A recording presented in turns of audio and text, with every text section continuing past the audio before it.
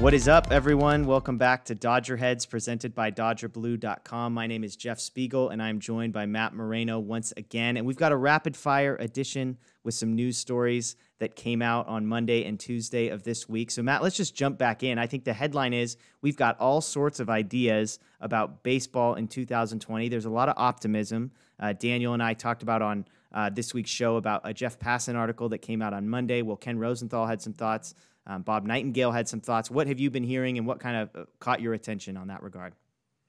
Yeah, so I mean, I guess for me, it's kind of twofold. You had Ken Rosenthal, who said baseball could return and start in 10 or 12 different states, which is a huge jump from anything we have kind of heard so far. And frankly, logistically, like, I'd be curious to see how that's going to work. And then Bob Nightingale kind of wrote, about 3 divisions, 10 teams in each. And easily the biggest news there is the NL West and the AL West would be paired together, which means the Dodgers and Astros would be seeing a lot of each other. Yeah. Yeah. And I mean, that's the thing is, like, Daniel and I talked about this in the show, is you sort of have stopped. I've stopped putting stock in basically anything I read, because they've kind of came out at the beginning and said, hey, there's 100 possibilities. If you're hearing something, there's 99 others, which makes me think, are these guys just making things up and seeing what sticks? But the Nightingale one is fascinating for the exact reason you said. He basically said it'd be a 100-game season. You'd have 10-team divisions, and you'd only play interdivision games with the AL West and the NL West being paired. And so my immediate reaction is obviously, number one, okay, the Astros, that's fascinating. 2, they'd be playing in home stadium, so some of these games would be in Dodger Stadium, which is interesting, so that players could live at home. But also, it's kind of like the NL West, the Dodgers are fortunate to be playing in the NL West. And so they don't have a ton of competition. Obviously, the Astros are really good. The A's are really good. Even the Angels, you don't want to mess with the Angels. The Mariners are kind of terrible. And, you wouldn't really have to worry about the Rangers too much. But it would create a little bit more competition, I think. But that's an interesting one. Like I said, I think a lot of this stuff is fun. You should check out our Dodger Heads we did the other night on a World Cup style event that Jeff Passan outlined over 60 days, which is chaos. But that's kind of the headline. And it kind of leads into our second talking point for tonight, which is the governor of California, Gavin Newsom, outlined a plan for kind of the opening of the state of California, which obviously impacts when Dodger games can happen with nobody in the stands, but also with people. I'll just give you a quick overview. This is on Twitter. Basically, he said stage 1 is where we are now. We're staying home. We're flattening the curve. We're building out testing, etc. Well, stage 2 is a gradual reopening of some lower risk workplaces, stuff like retail, manufacturing, offices, etc.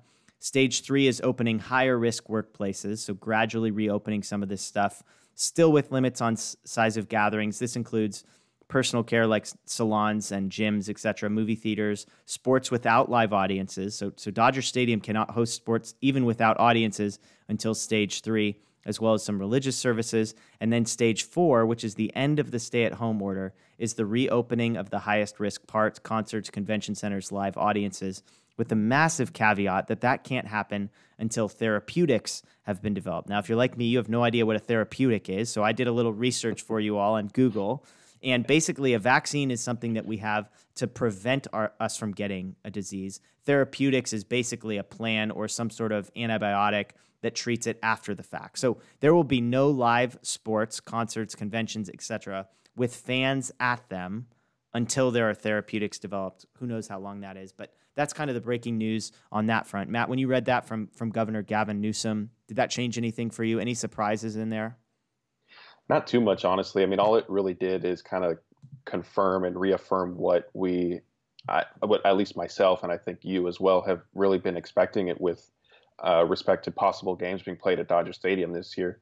If somehow that happens, there just aren't going to be fans. I mean, barring any sort of drastic, sort of semi-improbable development in the medical field, I just don't see it happening. And the feedback we've kind of gotten from fans on social media is that they'd be fine with it. I think we all just want sports back as long as it's safe, obviously, in any capacity. And if it means that fans can't be at games, then hey, so be it. They can watch it on TV. Obviously, Sports in LA on April Fool's Day, and we covered it. They announced their carriage agreement with DirecTV and AT&T and all that. So in terms of what Gavin Newsom gave us, I guess it sort of just solidifies it a little Yeah. bit more that here are the checkpoints that we need to reach. I noticed, and I don't fault him, but he didn't give a timeline. It's not Yeah. as if he said, stage 2 will be in 2 months, stage Yeah. 3 will be in 3 months, and whatever the case may be. And again, that's not to fault him. We don't know. We've touched on it many times. Every day is different. Yeah. Every week, every month, things change so quickly.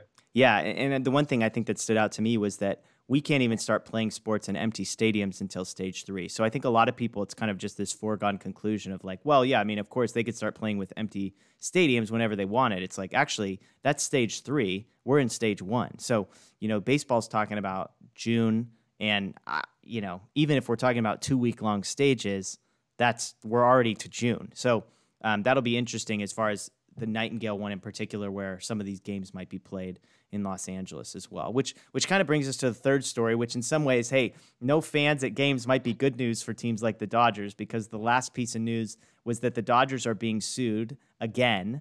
This is not the lawsuit that involves tickets, but it's actually a lawsuit based on a fight that happened in 2019, and one fan got injured, I believe a fractured skull. He is suing the Dodgers for negligence.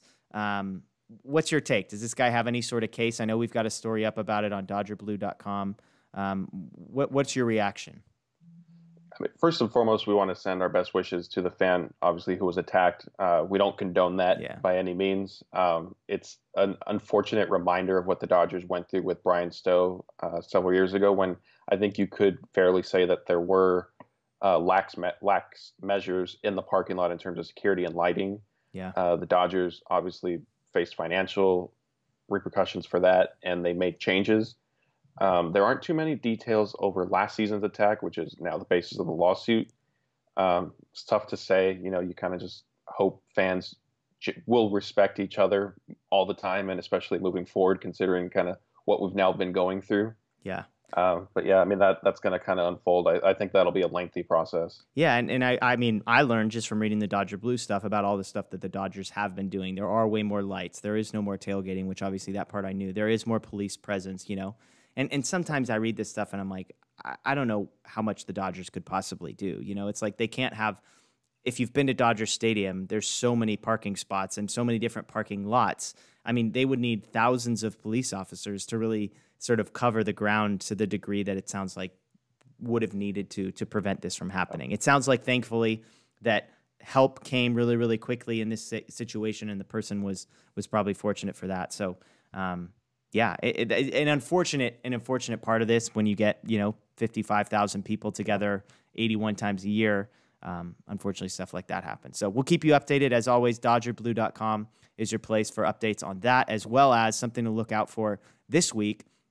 MLB announced on Tuesday that one of the stories we talked about last week, which was whether or not fans would get refunds for tickets for 2020 games. MLB announced Tuesday that teams would be releasing their own plans for what to do on Wednesday. So if you're listening to this and it is Wednesday or later, make sure to check out DodgerBlue.com for updates on that. Of course, you can follow us at DodgerBlue1958 on Facebook, Instagram, Twitter, etc. Check us out on YouTube as well. We'd love to hear from you. Thanks for checking out this rapid reaction. We'll see you next time.